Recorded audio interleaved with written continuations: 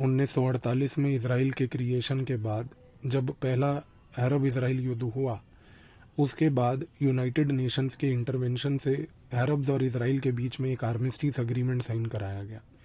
Objective ये था कि अरब देश किसी भी प्रकार का कोई भी illegal activity, violent activity Israel के अंदर सपोर्ट नहीं करेंगे। लेकिन इस आर्मिस्टीस अग्रीमेंट के नेगोशिएशन के बावजूद इजिप्ट और जॉर्डन, दो खास करके इसराइल के नेबर्स ऐसे थे जो अभी भी अपनी हरकतों से बाज नहीं आ रहे थे। इजिप्ट और जॉर्डन ने मिलकर इसराइल में 1948 के बाद एक नया गेम प्लान रचा। इस गेम प्लान के तहत अब वो फिदाइन बॉम्बर्स का प्रयोग करना चाहते थे। फिदाइन बॉम्बर्स की इस स्ट्रैटेजी में इजिप्ट और जॉर्डन ने मिलकर उन पैलेस्टीनियन अरब्स को रिक्रूट करना चालू करा और ट्रेन करना चालू करा जो पहले अरब पैलेस्टीन में रहा करते थे, उसी इलाके में जो अब इसराइल को दे दिया गया था। इनको ये ट्रेन करके भेजा गया कि ये अपने उस पुराने ऐतिहासिक एरिया को रिकवर करेंगे, इसराइल से वहाँ पर छुटकारा पाएंगे। इजिप्ट और जॉर्डन ने इन मिलिट्री ऑपरेशंस को कोवर्टली इसलिए रन किया ताकि इजिप्ट और जॉर्डन दोनों के दोनों इन फिदाइंस को सपोर्ट करके प्लॉजिबल डिनाइबिलिटी क्लेम कर पाते। इन ऑपरेशंस को चलाने वाले इजिप्ट के दो महत्वपूर्ण अधिकारी थे जो कोऑर्डिनेट कर रहे थे इजिप्ट और जॉर्डन के बीच। पहला था मुस्तफ़ा हाफिज, जो कि इजिप्ट की मिलिट्री इंटेलिजेंस का एक अधिकारी था, और दूसरा था साला मोहम्मद मुस्तफ़ा।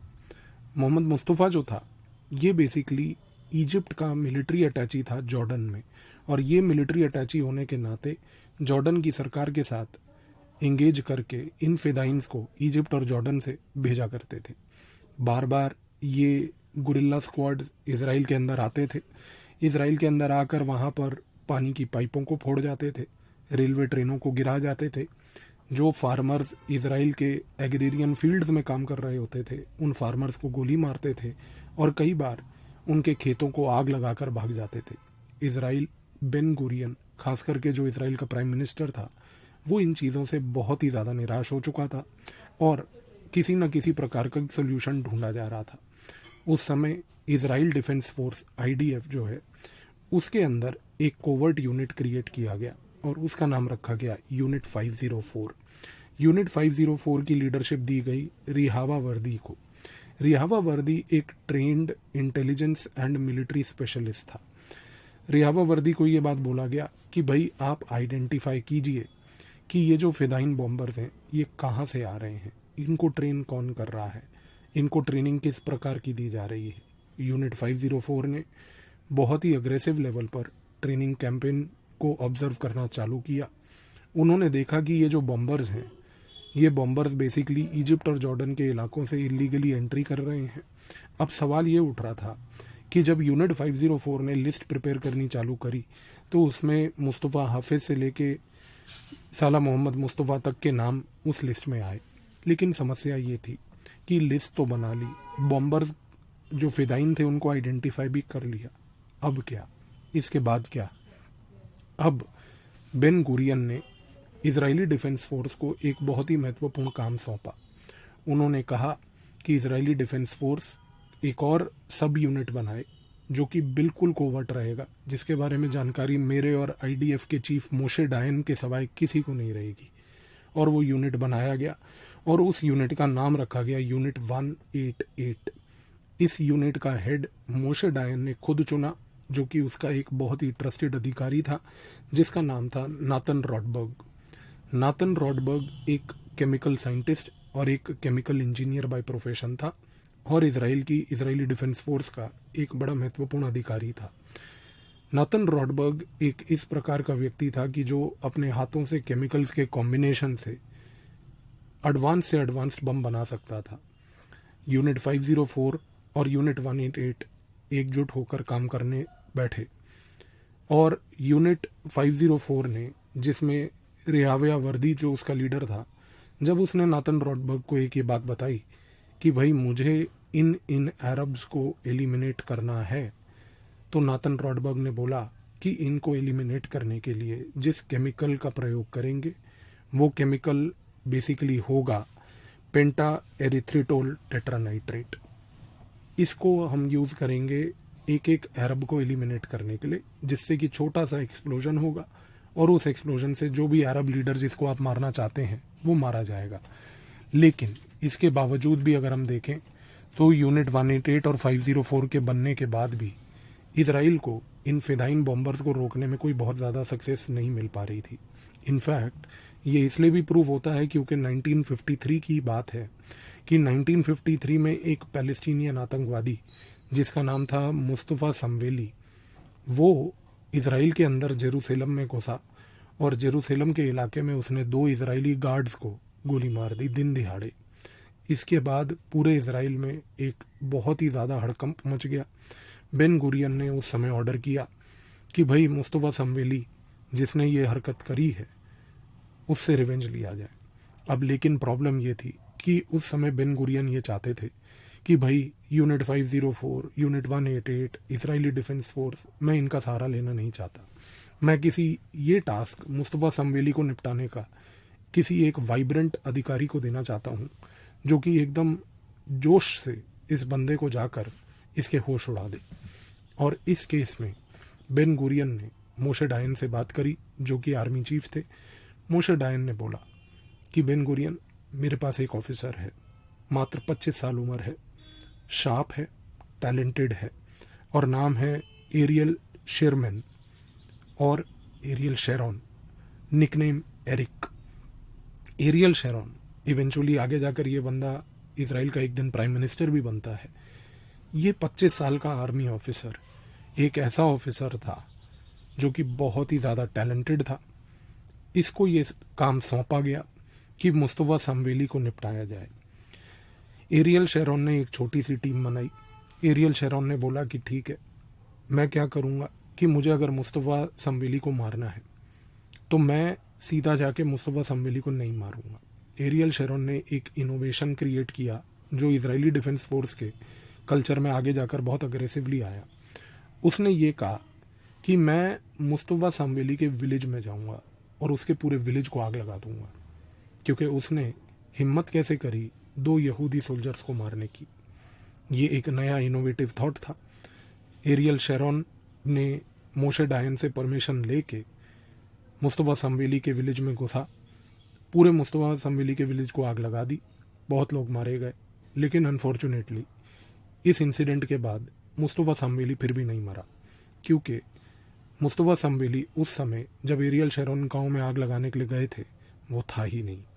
अब समस्या ये थी कि इस ऑपरेशन को देख के बेन गुरियन खुश तो बहुत हुए। उन्होंने कहा कि यार ये एक नया प्रकार का इनोवेशन है हमारे थॉट प्रोसेस में, हमारी थिंकिंग में, कि एनिमी को टारगेट सिर्फ टारगेटेड किलिंग करके नहीं बल्कि बाकी लोगों को टेरराइज करके भी कर सकते हैं। लेकिन एरियल शेरॉन बिल्कुल इस चीज़ से ना खुश थे। एरियल शेरॉन जब बेन गुरियन से मिले तो उन्होंने कहा कि सर, जिस चीज़ को लेके आप खुश हो रहे हैं मैं उससे निराश हूँ। तो बेन गुरियन ने कहा कि ऐसा क्यों है, आपने एक नया इनोवेशन किया, ठीक है आप सक्सेसफुल नहीं हुए। तो उन्होंने कहा कि नहीं सर, मेरे लिए सक्सेस मीन्स सक्सेस, ये मेरे लिए सक्सेस नहीं थी। तो बेन गुरियन ने कहा कि आप क्या चाहते हैं। उन्होंने कहा कि मुझे एक अपना यूनिट बनाने की परमिशन दी जाए, मैं अपने हिसाब से एक एक्टिविटी करके मुस्तफ़ा समवेली आपके सामने रखूँगा। बेन गुरियन ने कहा कि ठीक है, आप मोशे डायन को बुलाइए, हम बता देते हैं उनको परमिशन दिलवाई। मोशे डायन ने कंप्लीट ऑटोनॉमी दी। सोचिए इजराइल की आर्मी की थिंकिंग और थॉट प्रोसेस कि एक 25 साल का इजराइल का सोल्जर आर्मी चीफ के साथ बैठकर, प्राइम मिनिस्टर के साथ बैठकर एक ऑपरेशन के लिए क्लियरेंस कितनी सरल तरीके से पा सकता है। ये चीज़ें सिर्फ इजराइल के केस में हो सकती हैं, भारत ऐसा कभी सोच भी नहीं सकता। यहाँ पर एक 25 साल का आर्मी ऑफिसर सारी जिंदगी किसी प्रकार से राइज करके अपने सुपीरियर से इस लेवल की परमिशन लेने की सहमति नहीं पा सकता। ये कल्चर था इजराइल का, जिसकी वजह से इजराइल बना उस समय और उसने पूरे इलाके में अपना दबदबा बनाया। एरियल शेरॉन बाहर आए। मीटिंग के बाद उन्होंने यूनिट 101 क्रिएट किया। यूनिट 101 में उन्होंने अपना एक बेस जेरूसलम के माउंटेन्स में बनाया और वहाँ पर अपने पसंदीदार लड़कों को चुनना शुरू किया। उन्होंने उन लड़कों को बार बार मेंटल फिजिकल ट्रेनिंग ये दी कह के कि आप स्पेशल हैं, अलग हैं और सबसे पावरफुल हैं। और सबसे महत्वपूर्ण चीज़, यूनिट 101 में एरियल शेरॉन ने अपने ही लड़कों को 2 चीज़ें बोली। पहला, हम इजरायली डिफेंस फोर्स की जो इंटेलिजेंस यूनिट अमन है उससे इंटेलिजेंस नहीं लेंगे, हम अमन पे निर्भर नहीं रहेंगे, हमें अपनी इंटेलिजेंस खुद गैदर करनी है। और दूसरा, एरियल शेरॉन ने यूनिट 101 के अंदर ही अपने ही लोगों को अग्रेसिव लेवल पर इंटेलिजेंस गैदरिंग के लिए ट्रेन किया। अब नया प्लान ये बना कि हम कोई भी अरब यदि हमारे ऊपर हमला करता है, हमारे किसी यहूदी आदमी को मारता है, तो हम उस अरब को सिर्फ मारेंगे नहीं बल्कि पूरे के पूरे गांव को जला देंगे, सारे लोगों को मार देंगे उस गांव के, ताकि एक ऐसा दहशत का माहौल क्रिएट हो जाए कि उस गांव में कभी एक यहूदी के ऊपर आक्रमण करने वाला दोबारा जिंदगी में पैदा ना हो। इस थॉट प्रोसेस से यूनिट 101 आगे बढ़ रहा था। लेकिन 1953 उसी समय एक बहुत बड़ा हादसा हो गया। हादसा ये हुआ कि उस समय टेल अवीव के आउटस्कर्ट्स में यहूद करके एक जगह है, और यहूद जगह में एक गांव था किबिया। उस गांव में कुछ अरब्स ने आकर उस समय एक यहूदी औरत और उसके 2 छोटे बच्चों को मार दिया। अब ये समझ नहीं आ रहा था कि किबिया के गांव से इस गांव में ये जो एक्टिविटी हुई ये किसने करी, लेकिन सवाल ये था कि यूनिट 101 को रिवेंज लेना था। तो यूनिट 101 ने आइडेंटिफाई करना इंटेलिजेंस बेसिस पे शुरू किया कि कौन से ऐसे गांव से वो आतंकवादी आया था। जैसे ही उन्होंने आइडेंटिफाई किया, उन्होंने उस गांव को आग लगाकर सारे लोगों को मार डाला। बहुत इंटरनेशनल क्रिटिसिज्म हुआ। उस समय यूनाइटेड नेशन से लेके इवन अमेरिका तक ने ये बात बोली कि आप ये कैसा कर सकते हैं इजराइल। तो बेन गुरियन ने बोला कि भाई हमने तो कुछ किया ही नहीं, ये तो जो है कुछ बदमाश रोग हमारे यहाँ के ज्यूज जो हैं वो कुछ रिवेंज लेने के चक्कर में चले गए थे। यूएन ने बोला, यूनाइटेड नेशंस ने, यूएस ने बोला कि नहीं इजराइल ये आपके आईडीएफ का काम है। तो बेन गुरियन ने बोला कि साहब आईडीएफ के सारे यूनिट्स तो वहीं के वहीं हैं, आप हमें एक आईडीएफ का यूनिट दिखा दीजिए जो किबिया के आसपास हो।